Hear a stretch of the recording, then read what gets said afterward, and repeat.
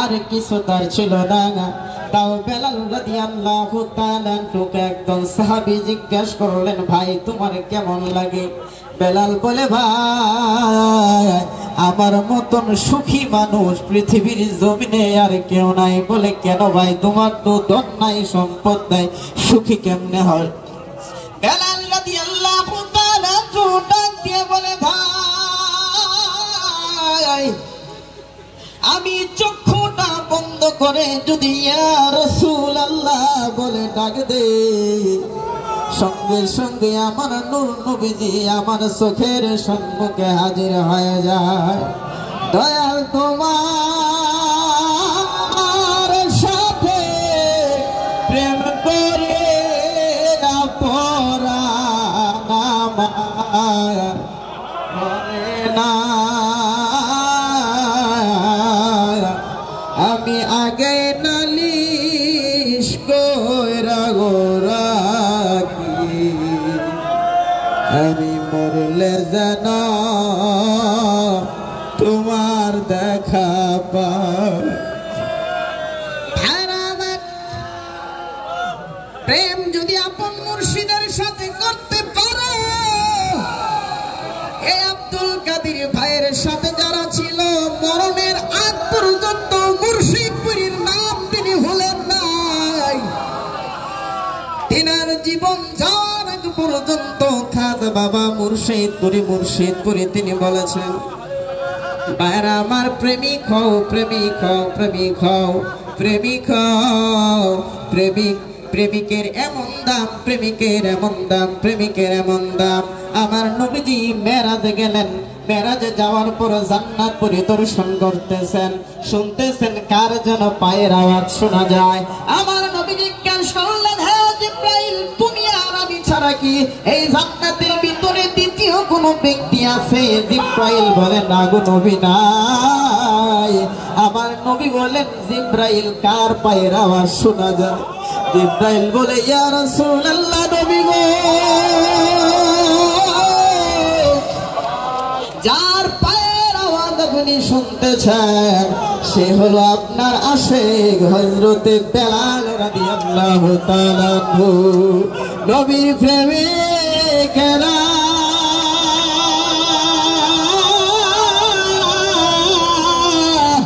দিশেহারা মরণের ভয় করে না, প্রেম মরে না।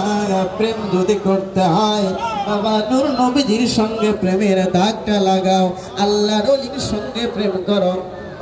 আর আমার খাজা বাবা শম্ভুগঞ্জের একজন আশেক, সেই জাকির ভাই তিনি ভেড়া রাখতেন, ভেড়া রাখতেন, ভেড়া রাখতেন, ভেড়ার রাখাল ছিলেন। জাকির ভাইয়ের নাম হলো আব্দুল কাদের ভাই, ভেড়া তিনি রাখতেন।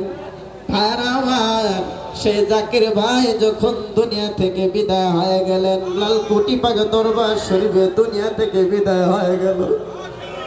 আমার খাজা বাবা শম্ভুগঞ্জি লালকুটির ছাদের উপরে উঠিয়া মুখটা গুমরা করে চোখের পানি ফালায়া কাঁদতেছেন। কারোর সাথে কোনো কথা বলে না, কারোর সাথে কোনো কথা বলে না।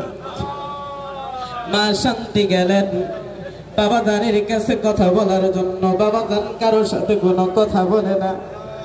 ভাইরা আমার খাজা বাবা শম্ভুগঞ্জি বাবাজান চোখের পানি ফালাইয়া শুধু কাঁদে, কারোর সাথে কোনো কথা বলে না, কারোর সাথে কোনো কথা বলে না, চোখের পানি ফালাইয়া কাঁদে।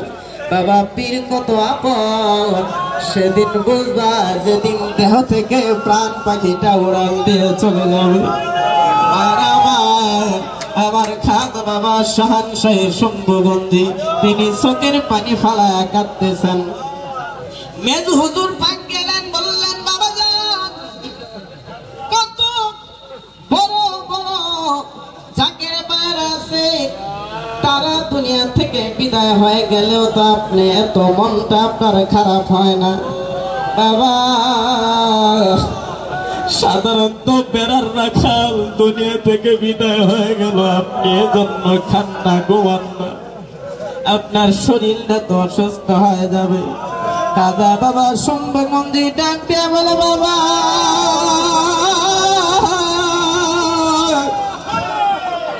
মুরিদ কোন সময় সাধারণ হয় না, মুরিদ কোন সময় সাধারণ হয় না। বাবা শোনো, তুমি যখন মুরিদ বানাইবা লক্ষ লক্ষ মুরিদ যখন বানাইবা বাবা তখন বুঝবা মুরিদ ছাড়া বেদনা কেমন কষ্ট।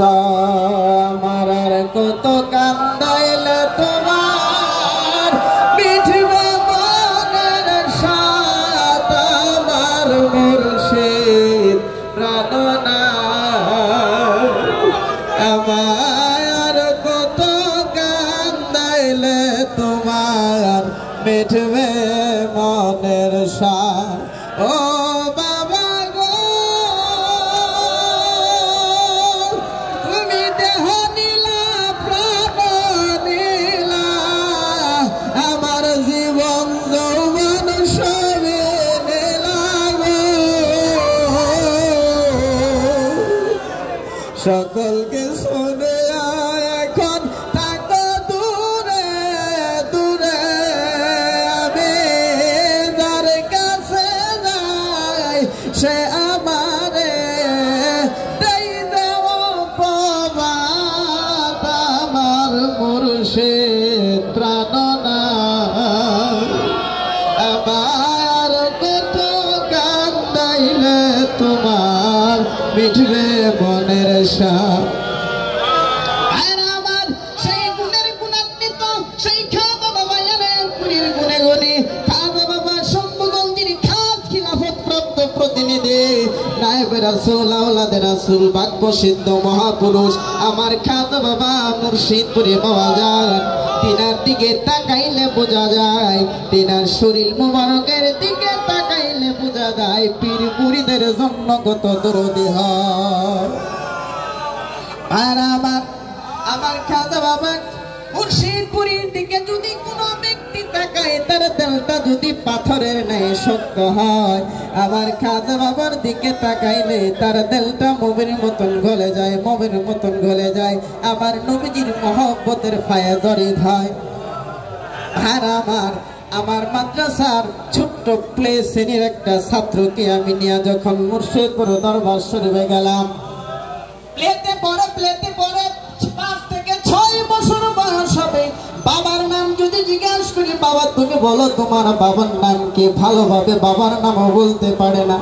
বাবা তোমার মায়ের নাম কি, ভালোভাবে মায়ের নামও বলতে পারে না।